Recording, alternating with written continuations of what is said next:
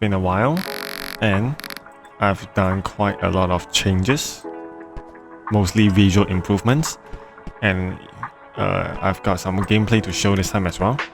But to start things off, you might notice that the aspect ratio is a bit different this time because I'm currently simulating specifically on Windows, PC aspect ratio, which is 1920 by 1080, which is the standard like HD aspect ratio. It's because I wanted to show specifically on some of the GUIs that I've kind of like improved. So primarily the sizes. So most of them are aligned properly in like fitted for this size specifically, like this screen size. So you can see the buttons specifically. They look fine on this aspect ratio. See you next time. I'm just gonna go through some of them to show you.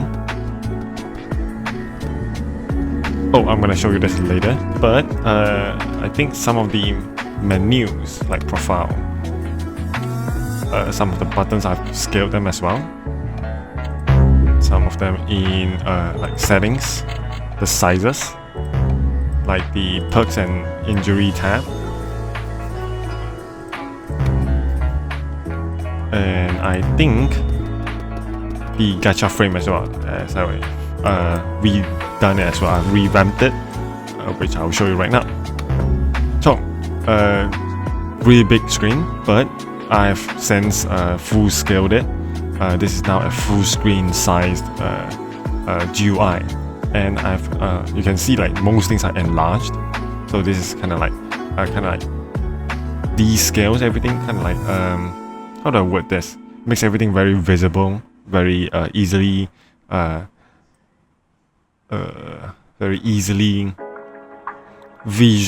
easily navigatable. Like you can easily navigate it. That's what I'm trying to say. So first things first, right in the center you have the product, which is the dawg card, which is the sword. And as you can see on the right side, I am scaling it by the y-axis. Like I'm zooming it in and out, and as you can see, it's rotating in 360. So, but if you want to like manually rotate it on a specific x-axis, you can do so, and it would stop rotating. So this works on something like the structures or like the sentry as well. So you can rotate it, and see where you want it to be, and you can stop at any time, leave it like this or not. And on your left would be the tier, which is classified, the name of the item, the time left for the banner, and down here on your left would be the products, which would display the amount of I would say the items that are currently the banner items that are currently in season. So you can freely switch around them, and as you can see on the right side, it either displays the icon, drop chance, or like a specified custom thumbnail. So previously I made a thumbnail for the dawg card, so this is what it looks like.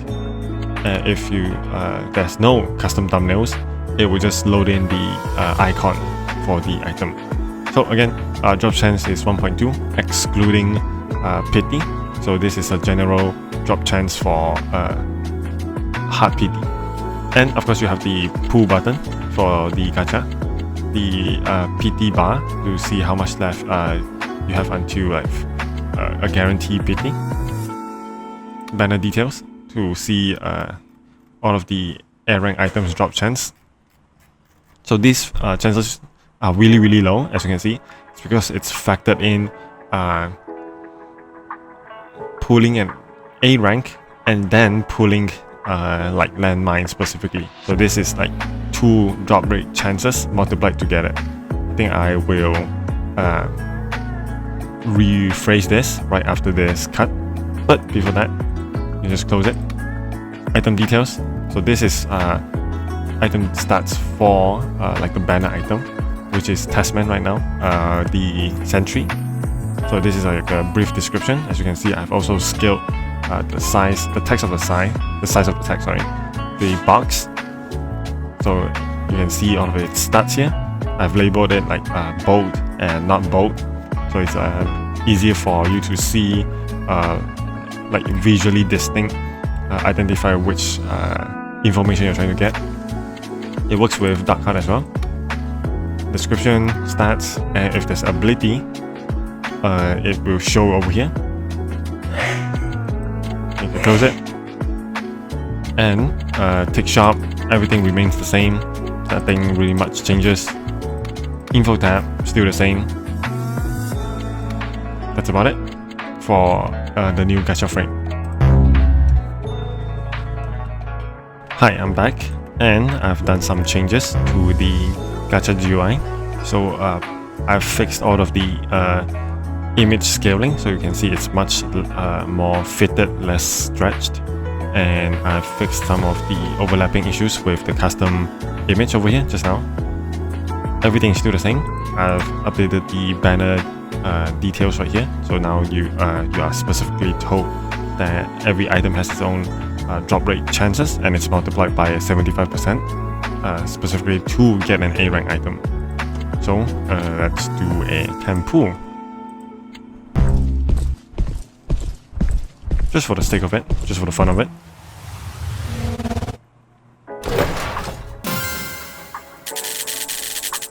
Same old, nothing much has changed. Now we are gonna head to the upgrade UI. So the overall layout is still the same, like it's still on the right side of the screen, but as you can see, I have largely changed the navigation part for the upgrade menu. So you can see right now currently I am viewing my weapons, and I can switch to structures, which is my sentry, my traps and all that. And it's a scroll down list now.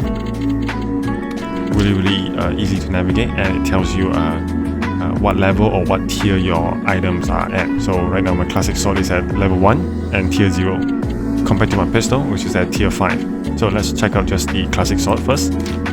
So inside, again, it tells you the basic information you need: level, tier, icon, and you can select what you want to change: the weapon mastery, pack-a-punch, visual, each with like a very simple description. So weapon mastery, which is the level of the item. Clicking on it, it goes back to like a more cohesive, more easily navigatable menu.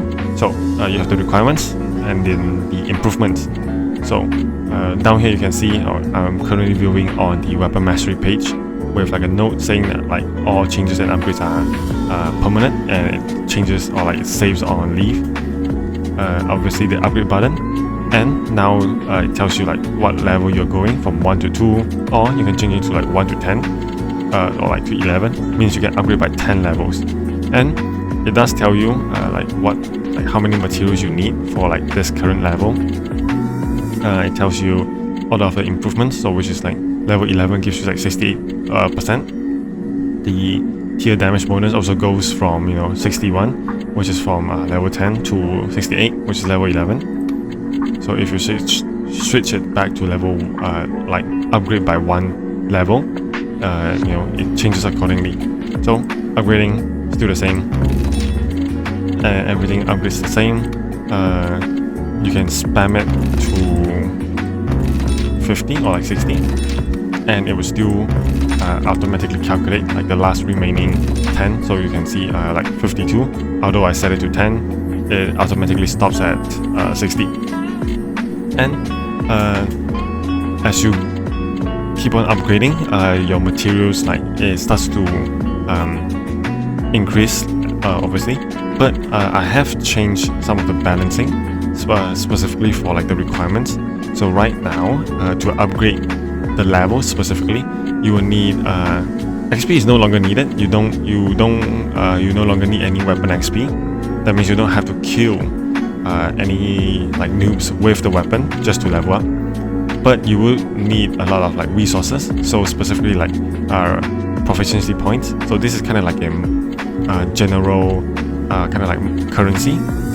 Imagine scrap metals, which is the main currency used in Castle Invasion, but except that this one saves. So it's just like a point system you use to level up your weapons, all weapons, in fact.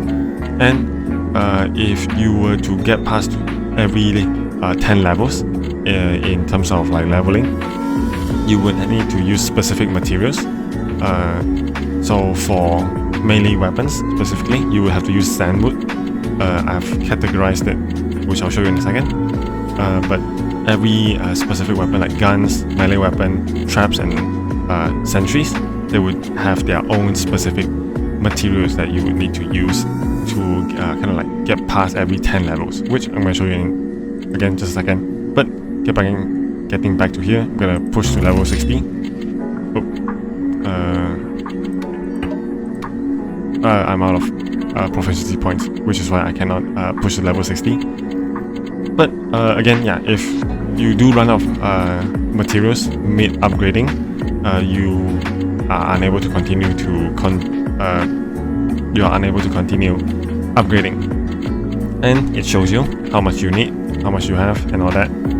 But getting back, I'm going to show you the materials real quick. Obviously, the numbers and all that is still under balancing, but this is generally how everything's going to be like.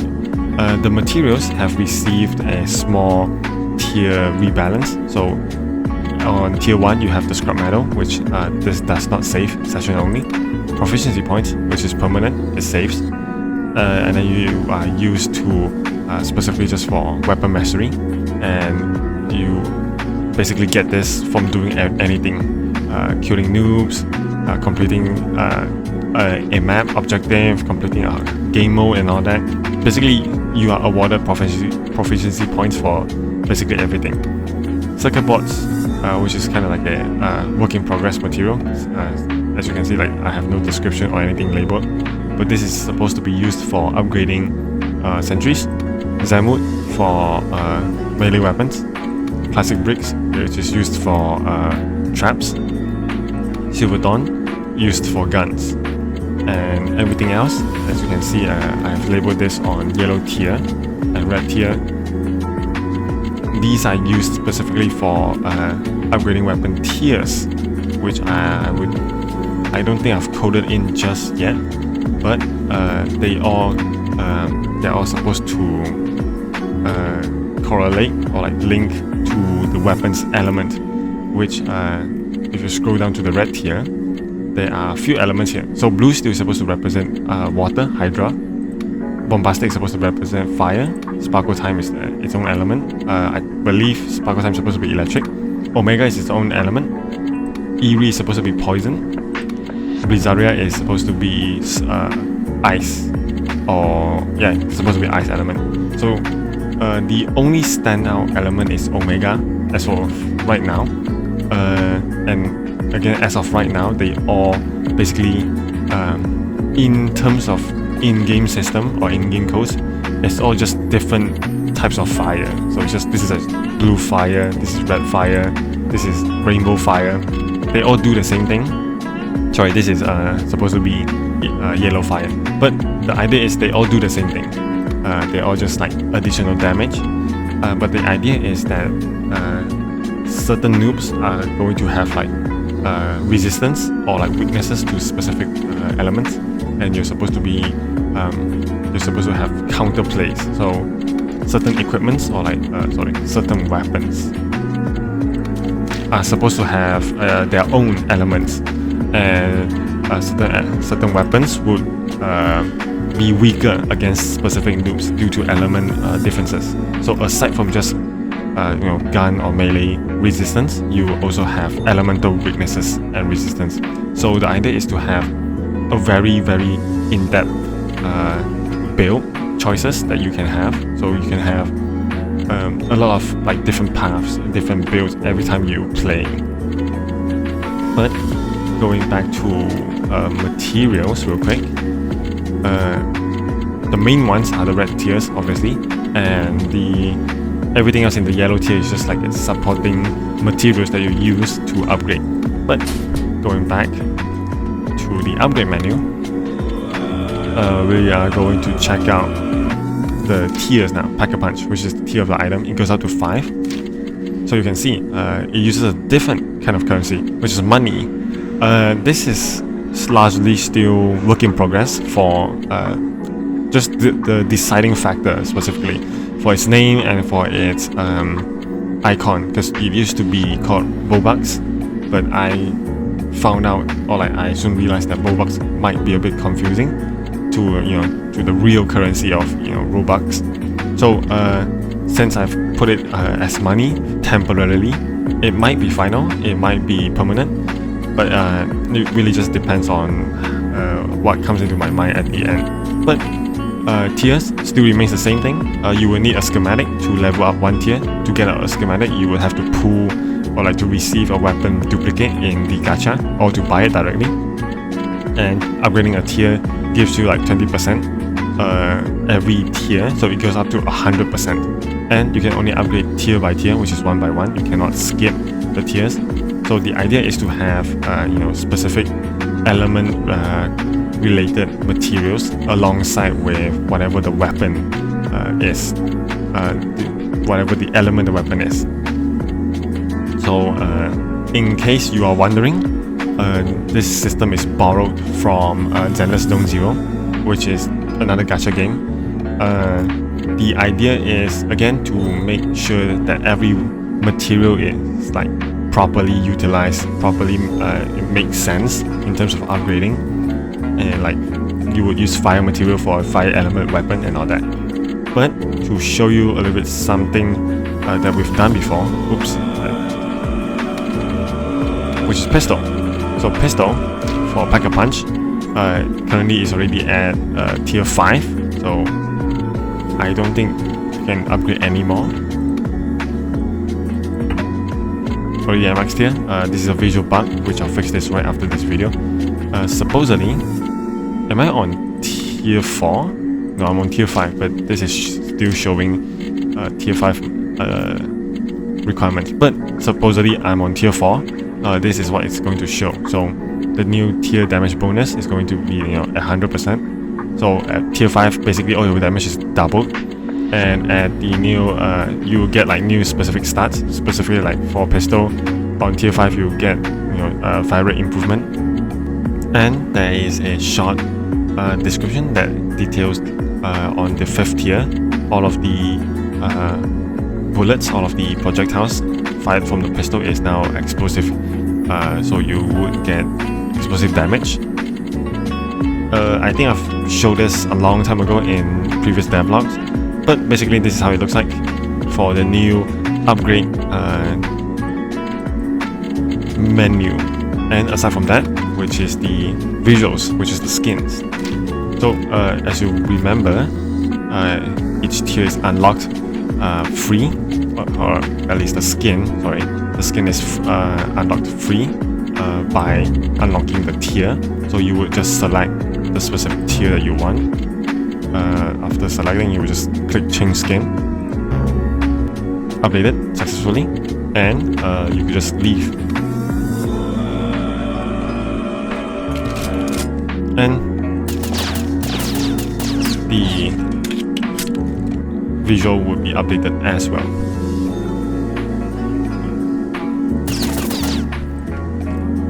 Lastly, I want to show is the info tab. So I've since categorized it I've split it into like boxes or like categories. So it's now more cohesive, and it's really easy to read what you want to read over here. Yep, that's about it for the upgrade menu. Something else I want to show real quick is the durability has been updated for guns and melee weapons, because I've realized that back then you would chew through your durability really quickly just by firing like one magazine. So I don't know if you can see, because it's like 96 right now, but back then it would take like 2 or 3 magazines to reach like 90%. But now I've doubled or like tripled the durability, and now it takes way more just to reach 90. So you can see I probably fired like 6 or 7 clips right now, or like probably 8 clips, and I am now reaching 90%. So it takes a lot just to reach like 10% of usage, even for rifles. Like back then it would take like 2 magazines just to reach 90%, but now you can probably use 3 to 4 magazines before you reach 90%.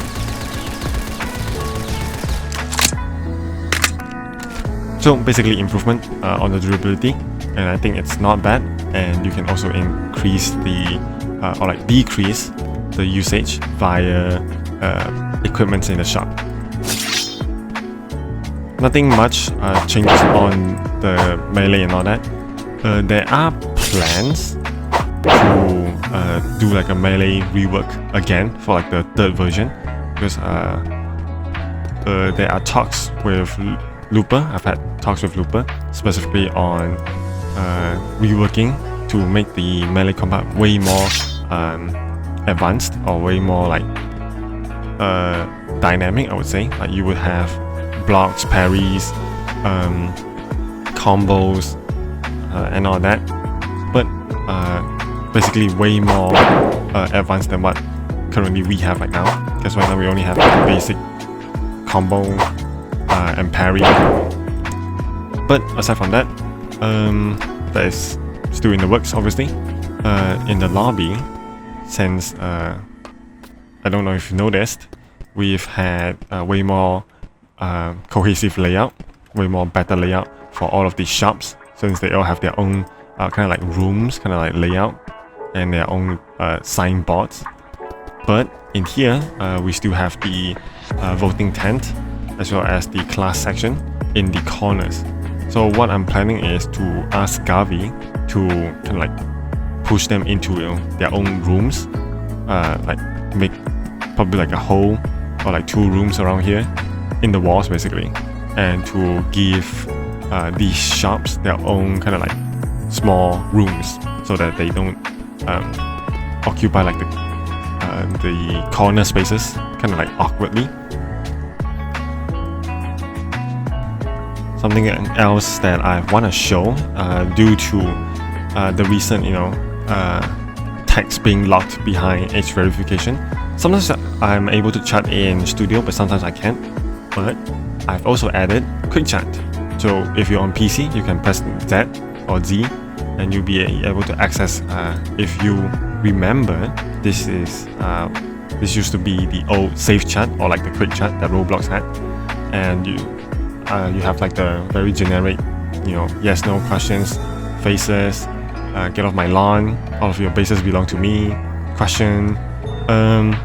So I haven't added like specific or like custom tags for the Castle Invasion this game, but I am planning to add more in the future, like more options is what I meant. And of course, it's server-sided, so whatever you send, that is like a chat bubble that comes out of your head, and it does pop up in chat. But I remember that there is a new system, or like a new privacy text chat thing that Roblox did, where they would censor the text that comes out in the chat, which is very funky. So I don't know how that is going to affect gameplay. But I hope, at least I think, bubble chat is still gonna be okay. Like you will still be able to see other players' bubble, which I am going to show right now. Righto. Here is how it looks like. This is actually the perfect time to showcase the scale of the GUIs.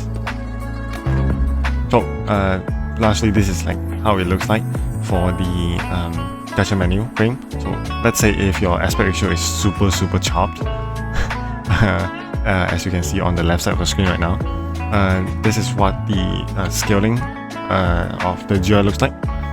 So basically I just used aspect ratio scale compared to back in New Invasion 1, where I scaled it by size according to whatever aspect ratio you have. So on some certain devices or like some certain aspect ratio, it just looks super chopped. But since then, I've used like the standard aspect ratio and just scaled it depending on what primary aspect ratio I want. So everything else is just kind of like mimics. So basically, in short, it scales down, but it still maintains like the overall look. So you can see like the text or like the icons are like kind of like maintained. The text is being cut off, but normally you wouldn't get down to this like very small pixel kind of like size. So the text should be fine. It shouldn't like get cut off until like this bad. But that's not what I wanted to show. I wanted to show the quick text chat. So pay attention on the right screen as I am chatting on the left. So if I type yes, I can see it on the second player on my right screen, and of course the global chat is synced. Another hotkey that I've added for the game, aside from like for quick chat, which is ZOZ, is the perks or injuries. So I've labeled it as the left or right bracket. So pressing on the left bracket on PC opens up the perks, right bracket opens up the injuries. But if you are on mobile or any mobile touch devices that doesn't have a keyboard, this doesn't show up, so it just shows perks, which I'll show you real quick. So ideally, for on mobile, it would look like this: perks and injuries without the keybinds or like hotkeys tip. And if you were to go to, let's say, the terminal for the gacha frame, it would look like this. So as you can see, it's scaled down. I've fixed all of the text from like not showing up if your aspect ratio is too low. I've also fixed the top bar for the materials so that you could still see your currency or like your the amount of the currency that you have. Should the top bar for your inventory settings and all that is blocking everything. But I don't think this is a big deal on phones, because this is not a one-to-one recreation of how the actual phone resolution is. So hopefully this is not that big of a deal. It doesn't really affect the GUI. You might remember from like the past few devlogs that I've shown how the defense, like the new reworked defense system or like percentage or like formula works for the noobs. And you might recall that level differences was part of the formula difference, so that when a noob has significantly higher level than you, then you would deal lesser damage because the noob has such a high level. But I've since removed that and changed it so that every noob or like every enemy, they all have their base stats. So for example, let's say this regular noob, he has 50 base defense in percentage, 50%. And let's say you are playing on normal difficulty. As you can see in this configuration for this difficulty, I've set it so that every enemy receives 0 bonus base defense, and this is able to, and this is the same for every other stats. So HP, attack speed, crit chance, crit damage, reward, and all that. So for normal, basically every enemy you fight in that difficulty receives 0 additional buffs and all that. But if you were to fight on like easy mode, they get easier. I mean, their stats doesn't change largely. The HP, the attack, the speed, they get reduced. The rewards, they get reduced slightly. But if you start to fight on higher difficulty like hardcore, nightmare, their stats start to get multiplied. So the HP, their attack, the defense, they get additional multipliers. Crit chance and all that. Rewards are also multiplied. For nightmare, you can see it starts to spike higher. They get like 50% on base defense. Obviously, all of these are subject to change, and for like really high difficulty like invasion, they get way higher stat changes, stat multipliers, and the same goes with rewards. So the idea is that every noob types, so for like normal, giant noobs, explosive noobs and all that, they all have their own base stats. So all of these are base stats for level 1, and they get their level changed or like scaled according to, again, the difficulty, and all of these stats also get updated, multiplied according to the difficulty. So you might ask, what does the level represent right now? So in every difficulty, there is a fixed level cap or like level range. So for hardcore, if the game mode is set to have randomized or like outdoor automated level for every noobs, then the minimum level for every enemy in hardcore will start at 20. The maximum will end at 40, and then the default will be like on 20. So this is just like a template configuration, which I'll show you in a bit. And again, for Nightmare, it goes up to like 55, 60. For Invasion, the highest, everything is 70, just to like put every player at like a slight disadvantage because it's the highest difficulty. As you might have noticed, the standard max level is 60 for noob, the players, and also the weapons. So this is the standard across for everything, and I wanted to make it all the same compared to before, where your weapons would cap at like 20, the noobs would cap at like 30 or something. So I wanted to make it standard for everything, just so that it's easy to balance. And you might be wondering, what does the level mean for an enemy now that their, the stats, the defenses no longer relate to their level that much.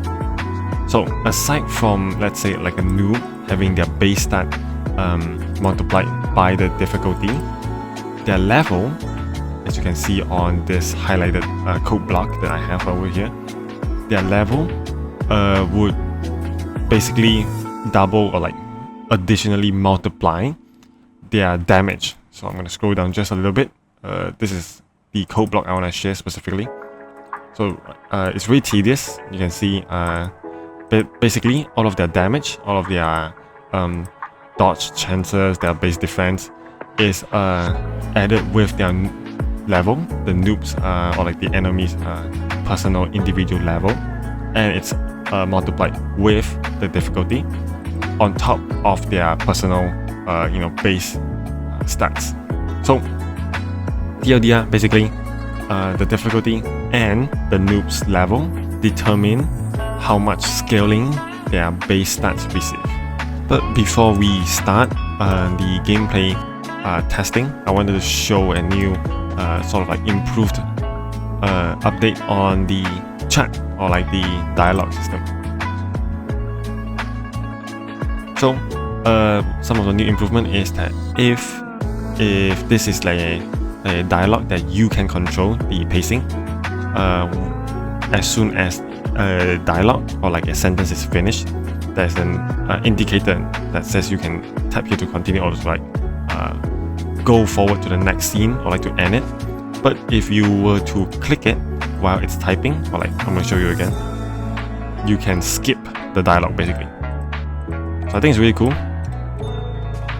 And let's say if it's a time dialogue, so I can keep on fast clicking, skipping, and obviously you can hear sound effects in the background. If it's a time dialogue, so you can see that there is a timer on the right side, right bottom, that tells you how long that the dialogue has until it finishes. So I'm gonna do that again. As you can see, this is Jacket from Hotline Miami, but I don't know if you can hear my mouse, but I'm clicking and it does not skip. So this is intended for something like a global dialogue system, kind of like a dialogue cutscene that you would have before like a fight or like in the middle of a match and all that. Overall, I think the idea is to add into the player control aspect. So like the player is more aware or like has more control over what information they have, how fast they want to perceive it, how fast they want to or like if they want to skip the dialogue and all that. So during testing, Looper found out that the melee FOV, including the arms, the zoom out, this whole effect, had a few bugs, and that he didn't really like the general system of it. So, but I really like this, so I wanted to make a compromise where you could have the best of both worlds. So, obviously the FOV is a bit weird since it zooms out when you're in first person. You can now toggle it off in FOV change in melee first person view. Just turn it off. Go back in first person with your melee.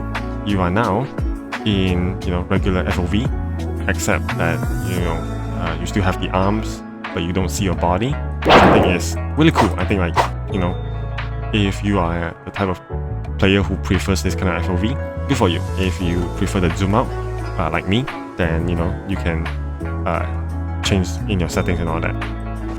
Overall, more controls to player, more options, which I think is really cool.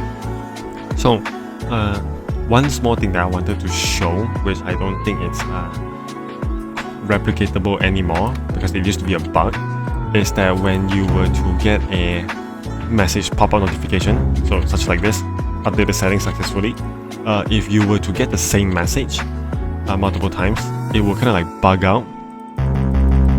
But now if you were to spam it, you can see how it's not disappearing away, it's not being despawned because it's still receiving new messages. But if you were to pause it, it does despawn eventually. And if you were to click a new one, a new kind of message, the previous connection or the previous message before prior to that, it doesn't overwrites the current connection, which is the current message, and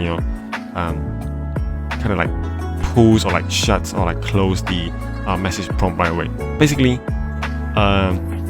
in layman's term, there used to be a lot of visual connection bugs, and I fixed it. I just really wanted to show it because it took me quite some time to fix it. Yep, that's about it. So now I am going to showcase me joining into the game and showcasing the gameplay, the new game system, all of the updates that I've done, me and Looper. So we've tested a few times with a few different things, and I've got a lot of things I want to show or tell you about. So joining in, if you are the first player, you will be put into an intermission. So this is a bit shorter because I've set it on debug. But if you were to immediately try to join the map during intermission, you will get this message saying the map is loaded. It's not loaded, so you can't join just yet. And if you were try to join, if you were to try to join the map or to enter the map while the map is loading, you will also get the same message saying the map is not loaded. You have to try again later. This is to prevent players from seeing the maps from loading in chunks, because not seeing the rendering itself helps the performance just a little bit better. But once the map is loaded, everything is done. You can see at the top bar, the objective now is to enter the battlefield. So then the game doesn't start until there is at least one player in the battlefield. And as you can see, everything on the top, the time left, the wave, statue HP, intensity, and as well as the difficulty is all loaded. So I'm going to enter this test chapter. So the first things first is that intro cutscene, dialogue cutscene, is played immediately. So this is kind of used for when you have bosses who have opening dialogues, and this is the first game mode, quote-unquote game mode, where you have to survive a certain amount of seconds. This is reminiscence of first Noob Invasion. So once the 15 seconds is done, you can see it enters the second game mode, quote-unquote, where I have to kill 5 noobs. So this is how the Doomspire Invasion game mode is. And as you can see, The objective is not updated yet. It's because I'll showcase you in a second on how it works. But there is an option for an objective toggle, or like an objective message, same as well as the server system with custom colors, custom system message. But as of right now, you can see on my top left, it says I have 5 more kills that I have to achieve. So this is again, this is taken from Doomspire Invasion.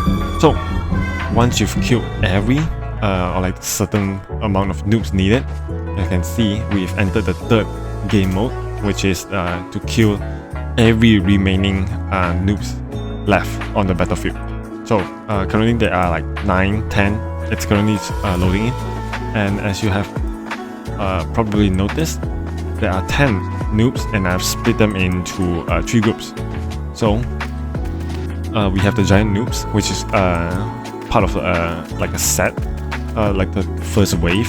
The second is the regular noobs, and then the third is the shield noob. I'm going to showcase more. I'm going to tell you more in depth about how this group, or like this game mode works specifically.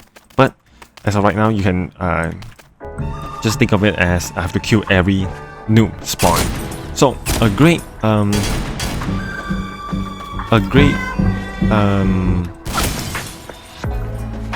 reference is if you ever played Noobs vs Dummy or Dummy vs Noobs. This is basically the game mode where you have to kill a set amount of enemies spawned in a wave. So once you've killed every noobs, it kind of like waits for a few seconds. Here's a message that says the map has ended, the game has ended, or everything is done. Everybody gets automatically reset, or like put it back to the lobby, and everything, including your session items, which is your equipments, your temporary items and all that, all of those are reset. So the idea is, I want to make this really clear, is that every single map, or like chapters in this case, are not supposed to be that short. They are planned to take probably at least 10 minutes. So the idea is that you are able to hop into shop regularly to swap out your weapons and all that, and you are able to hop back out and play for like a good at least 10 minutes to like 30 minutes for just one singular chapter, for example. So the idea is to have your session items, session perks and all that made to feel more long-term, more worth it. Because the idea is, if you were to grind all of your equipments on a, let's say like a easy difficulty, and you were to hop into like a really high difficulty, you basically would be able to cheese the whole system, the whole game. So each chapter, or like each map, is intended to take a long time to complete. Oh, it's raining through the roof, that's funny. But I'm going to show you real quick. So again, every chapter is supposed to take quite some time to complete, like 30 minutes average, probably, I don't know. It's not decided just yet. But again, the whole idea is to make sure so that your equipments all gets reset, and you feel actual progression. And at the end of every chapter and all that, you are able to get rewards, just like how in like the first Noob Invasion you get wave rewards. It's the same as over here in Castle Invasion. You are able to get proficiency points and all that. Looking for something special? I've got just what you need. And what I meant by equipments are these, like hammers, cola, all of these like power-ups that you can get from the shop. All of these will be reset and put back into the shop, so that you lose all of these as soon as you are done with the current chapter or like the map. I think there used to be a bug that I just want to quickly touch on, is that for, let's say, equipments are these. So those are just weapons, what I showed you earlier. Equipments are these, kind of like actual power-ups. they used to display their weights and their weight class, which I explained in the last video. They should only exist for weapons, like weight and then the weight class. But it occurred or like it appeared for equipment for like a very brief period, but then I fixed it. Yep. But basically, as you can see in the shop right here, no, shop items does not save when leaving the game. It's because they are intended to be session based only. This is to first to prevent very easy power tripping, power scaling, and the second thing is to encourage players to have wider variety of builds, because the whole shop is basically now a kind of like roguelike system where you can like reset, reroll, and get different items. I have no scrap metal, question mark. Maybe I renamed it wrongly, but I'll fix that later. Please, do come back again. So the last thing I want to touch up or like to explain is the gameplay, the game system. Currently, or like just now what I showed you, I have a few game modes. So I'm going to quickly just scroll down real quick. The first game mode that we have is the Nuke Invasion, game mode where you have to survive for like a set amount of time. The second one is the Doomsday Invasion, where you have to kill a certain amount of noobs. And then the last one is inspired or like it's similar to Dummy vs Noobs, where you have to kill a certain amount of waves of noobs. And then I want to show you right here. So where I highlighted, you can see how noobs, or like the normal noobs, they would spawn 5 of them. I've set it to spawn 5, and I've set to have 0 delay. And for the giant noobs, it would spawn like 4 of them, but they will have like a 10-second delay. So basically this acts as like a third wave, since this has a first 1 second delay. So the wave, or like the progression of the wave, when it comes to this specific game mode code, it starts off by spawning 5 regular noobs, and 1 second after, it spawns like a riot shield noob. So this is the second wave, and then the third wave would be the giant noobs on 10 seconds. So obviously, in the actual game, it's not going to be like this short. The time is going to be spaced out, the amount is going to be changed, and what I wanted to really quickly touch on is, if you were to look over here, you see how I have like 2 separate tables, or like 2 arrays. This is basically how I've set up the game system to be. So basically every table, or like array like this, contains one singular task. Like this whole thing is considered as a task, and in every single task you are able to set the objective, able to set the announcement, and then you have the progression, which is the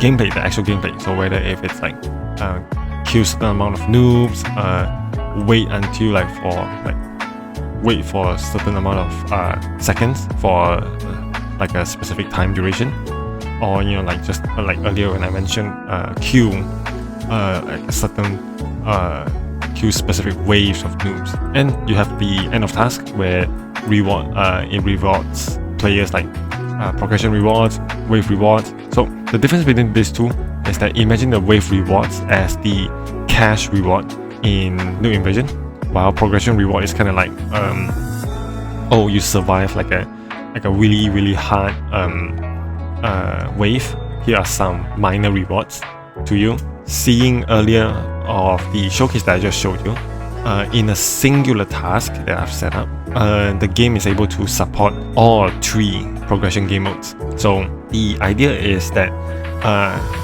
maps, or like chapters, can be super dynamic, where in a singular chapter, or like a singular map, you can have, let's say, 10 waves where you just survive like 100 seconds, for example. You can have 10 different events where you have to kill 100 noobs.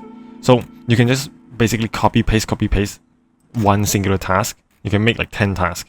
That means there will be 10 events for that one singular map. And the whole idea is that you are able to, or like the devs, Looper and I, and Gabi and Ares and whoever, is able to create very unique map, how do I say, scenarios where suddenly you have to survive for like a set amount of time, and a boss spawns, and then you have to fight that boss, and then you have to survive for like another like 100 seconds for like a reinforcement wave. So the idea, the imagination or like the creativeness is basically unlimited. There are so many scenarios that you can create just based off this system, because it supports so many tasks, so many events, so many gameplay functions compared to Nuke Invasion or like Doomspire Invasion, where the whole game mode is basically locked into you have to survive X amount of time. Like that's the whole game mode. Or you have to kill X amount of noobs, that's the whole game mode. So in Castle Invasion, you can, or like you are able to experience very, very different game modes at the same time, at the same map. And it all boils down to how the map or like how the chapter is written up. And speaking of chapter, I don't know if I've mentioned this before.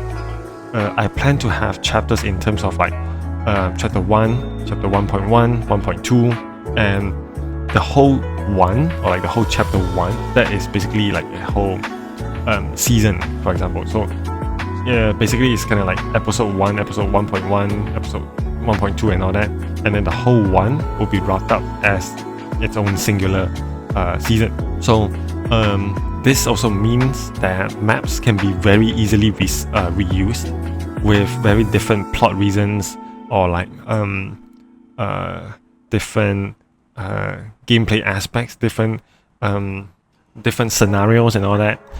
And basically I'm very, very proud of this. If you can tell, I'm very proud of this whole game system that I've updated or like reworked. And yeah, that's basically it. That's it so far for Castle Invasion. Basically that's about it for now. Stay tuned for more, obviously.